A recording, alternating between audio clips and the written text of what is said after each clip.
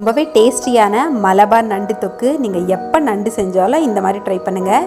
கடாயில் oil add பண்ணிட்டு 1 table spoon சோம்பு, கறிவேப்பிலை, 4 குண்டு மிளகா இது எல்லாத்தையும் போட்டு நல்லா பொன்னிறமாக வறுத்துக்கோங்க. 2 பெரிய சைஸ் வெங்காயம் கட் பண்ணி போட்டு கொஞ்சமாக சால்ட் ஆட் பண்ணி அதையும் நல்லா வறுத்துக்கிட்டு 1 டேபிள் ஸ்பூன் இஞ்சி பூண்டு விழுது, 1.5 தக்காளி இதையும் போட்டு நல்லா வதக்கிடுங்க. நல்லா வதக்கினதுக்கப்புறமா 1 டேபிள் ஸ்பூன் மஞ்சள் தூள், காஷ்மீரி சில்லி எடுத்திருக்கேன் நான், நீங்கள் காரத்தை அந்த மாதிரி சேர்த்துக்கலாம்.